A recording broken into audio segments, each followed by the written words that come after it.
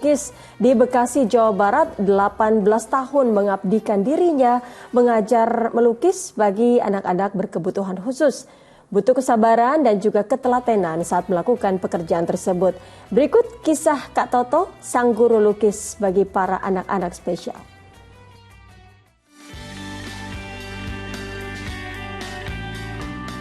Seperti inilah kegiatan melukis yang biasa dilakukan oleh anak-anak berkebutuhan khusus atau ABK saat mengikuti kelas melukis yang diadakan sebuah sanggar di kawasan Bekasi, Jawa Barat.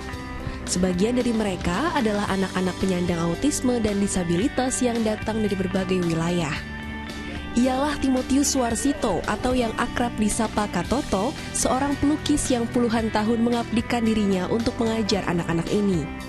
Ya, menjadi guru melukis ialah profesi yang ia jalani sejak 2001 silam. Sejak menjadi seorang seniman, pria 47 tahun ini bertekad mengamalkan ilmu yang dimiliki bagi anak-anak ABK dan juga difabel. Semuanya semata-mata ia lakukan untuk memberi manfaat bagi banyak orang.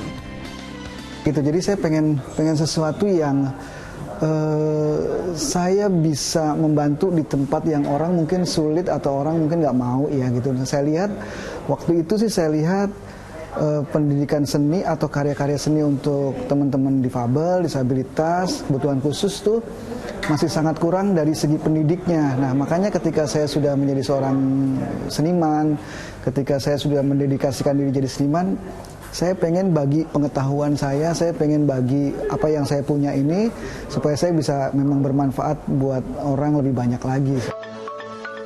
Lewat Kak Toto, kegiatan melukis juga bisa dijadikan media terapi bagi anak-anak berkebutuhan khusus. Sebagai tempat mencurahkan emosi dan kreativitasnya yang sulit diekspresikan oleh mereka. Perlu kesabaran dan ketelatenan saat melatih mereka.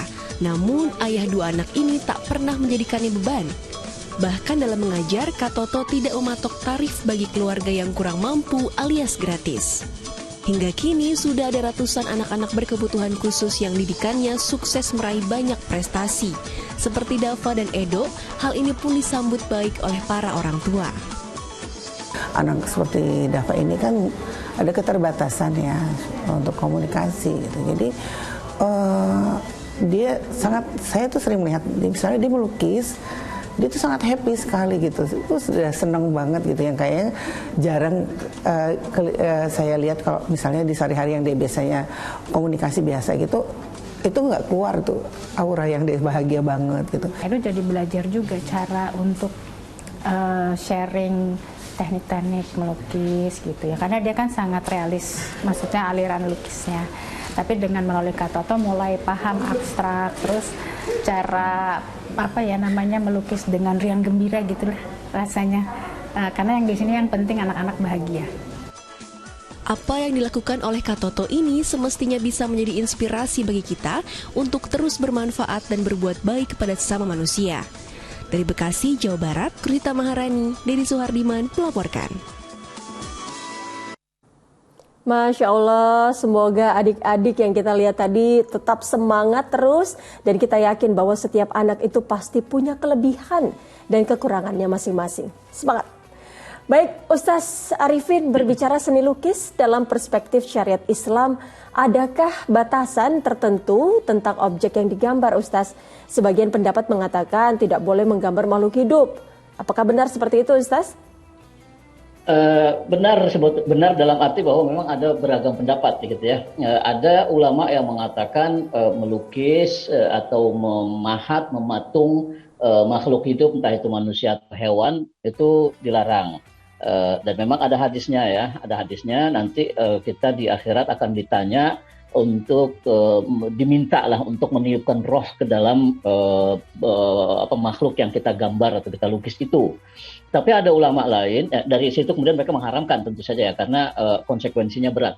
Tapi ada ulama lain berpendapat bahwa sebetulnya tidak dilarang sekeras itu gitu, karena yang dilarang itu sebenarnya adalah efek atau latar belakang mengapa orang menggambar dan membentuk patung semacam itu, yaitu karena ada alasan untuk disembah, dipertuhankan.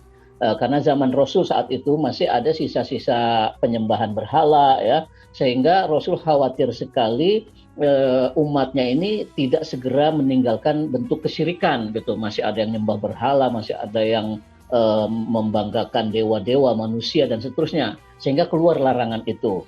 Tetapi dari sisi lain, ulama memandang sebetulnya ketika keadaannya sudah membaik, ya sudah katakanlah keimanan sudah kuat, itu menggambar patung, membuat patung, gambar manusia atau hewan, itu boleh-boleh saja selama tidak dijadikan sebagai Tuhan, gitu, tidak dipertuhankan, tidak disembah.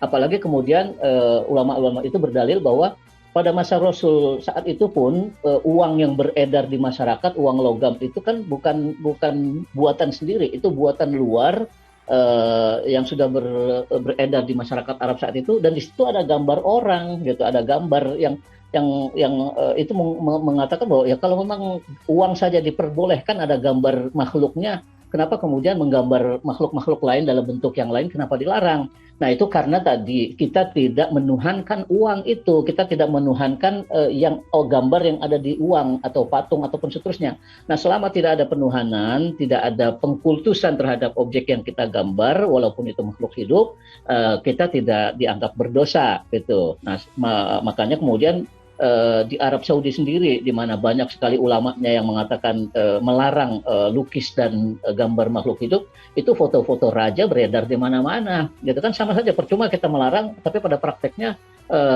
foto raja, foto pangeran ada di mana-mana gitu.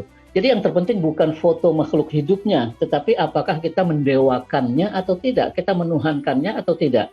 Kalaupun kita sekarang tidak menggambar lukisan-lukisan makhluk hidup, tapi dalam hati kita memuja makhluk seperti kita memuja Tuhan, ya itu juga kita sudah berbuat syirik juga gitu. Jadi sebetulnya di situ titik poinnya itu bukan soal sekedar gambar orangnya atau makhluknya ya, tetapi adakah hati kita mendewakan dan menuhankan objek yang kita gambar. Selama tidak ada, insya Allah untuk sekedar kesenian, keindahan, itu sebagian besar ulama mengatakan tidak ada masalah gitu, saya kira, Utri.